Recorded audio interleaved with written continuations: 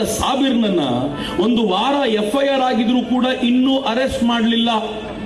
ಸಾಬಿರ್ ಬಂದು police PSI ಅವರ ಕಣ್ಣು ಮುಂದೆ ಸಿಕ್ಕರೂ ಅವನನ್ನು ಬೇರೆ ಕಾರ್ನಲ್ಲಿ ಹತ್ತಿ ಕಳಿಸಿದ್ದಾರೆ.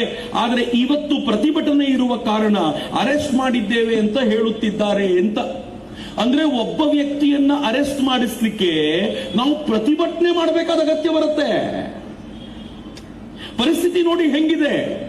ಆದರೆ ನಾವು ಪ್ರತಿಭಟನೆ ಮಾಡುವಾಗ ಸ್ವಲ್ಪ ಉಗ್ರವಾದ ಮಾತುಗಳನ್ನಾಡಿದ್ರೆ ಚಕ್ರವರ್ತಿ ಸೂಲಿಬೇರೆ ವಿರುದ್ಧ FIR ಆಗುತ್ತೆ, ಅರೆಸ್ಟ್ ಮಾಡಿ ಅಂತ ಮಂತ್ರಿಗಳೇ ಕೂತ್ಕೊಂಡು ಹೇಳ್ತಾರೆ. ಮಿತ್ರ, ಇನ್ನು ಸಹಿಸಿಕೊಳ್ಳೋದ್ರಲ್ಲಿ ಅರ್ಥ ಇಲ್ಲ ಮಿತ್ರರೇ. ನಾನು ತುಂಬಾ ಕಳಕಳಿಯಿಂದ ಕೆಲವು ಸಂಗತಿಗಳನ್ನ ನಿಮ್ಮ ಹತ್ರ ಕೇಳ್ಕೊಳ್ತೀನಿ. ಮೊದಲನೇದು, ಇವತ್ತಾದರೂ ಕಟ್ಟುನಿಟ್ಟಾಗಿ ಸಂಕಲ್ಪ ಮಾಡಿ, ಇನ್ನು ಮುಂದೆ ಮುಸಲ್ಮಾನರ ಜೊತೆಗೆ ವ್ಯವಹಾರ ಟೋಟಲಿ ಬಂದ್ ಅಂತ. ನಂಗೆ ಹೇಳಿ ಹೇಳಿ ಸಾಕಾಗೋಗಿದೆ ರೀ. ನಾವು ಪ್ರಯತ್ನ ಪಡ್ತೀವಿ, ಅಪ್ಪಿತಪ್ಪಿ ಅವತ್ತಾದ್ರೂ ಮುಸಲ್ಮಾನರ ಕ್ಯಾಬಲ್ ಕೂತ್ ಬಿಟ್ರೆ ಯಾಕಾದ್ರೂ ಕೂತ್ನಪ್ಪ ಅಂತ ಅನಿಸ್ಬಿಡುತ್ತೆ.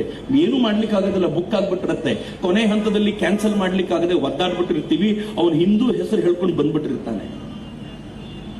ಆದ್ರೆ ನಿಶ್ಚಯ ಮಾಡಿ, ಇನ್ ಮುಂದೆ ವ್ಯವಹಾರ ಮಾಡೋದಿಲ್ಲ ಅಂತ.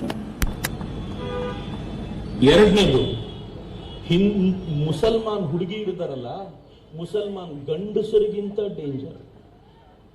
ನಮ್ಮ ಹೆಣ್ಮಕ್ಳಿಗೆ ಹೇಳ್ಕೊಡಿ, ಮನೆಗೆ ಹೋದ ನಂತರ ಹೇಳಿ, ನೀನ್ ಅಕಸ್ಮಾತ್ ಮುಸ್ಲಿಂ ಹುಡುಗನ ಫ್ರೆಂಡ್ಶಿಪ್ ಮಾಡಿದಿರಾದ್ರೂ ಒಂದು ಕ್ಷಣ ಓಕೆ ಏನೋ, ಹೆಣ್ಮಗಳು ಫ್ರೆಂಡ್ಶಿಪ್ ಮಾಡ್ಲೇಬೇಡ, ಬಹಳ ಡೇಂಜರ್. ಯಾಕೆ ಅಂದ್ರೆ ಅವಳು ಮನೆಗೆ ಕರ್ಕೊಂಡು ಹೋಗ್ತಾಳೆ ನಮ್ಮ ಹೆಣ್ಮಗುನ. ಒಂದು ಸಲ ಕರೆದಾಗ ನಮ್ಮ ಹುಡುಗಿ ಬರಲ್ಲ ಅಂತ ಹೇಳ್ಬೋದು, ಎರಡನೇ ಸಲ ಕರೆದಾಗ ಬರಲ್ಲ ಅಂತ ಹೇಳ್ಬೋದು, 20 ಸಲ ಪದೇ ಪದೇ ಕರೆದಾಗ 21ನೇ ಸಲ ಹಾಳಾಗಿ ಹೋಗ್ಲಿ ಅಂತ ಅವಳು ಮನೆಗೆ ನಮ್ಮ ಹೆಣ್ಣು ಮಗಳು ಹೋಗಿದ್ದರ ಪ್ರತಿಫಲಕ್ಕೆ ಅವಳು ಏನ್ ಮಾಡ್ತಾಳೆ ಗೊತ್ತಾ?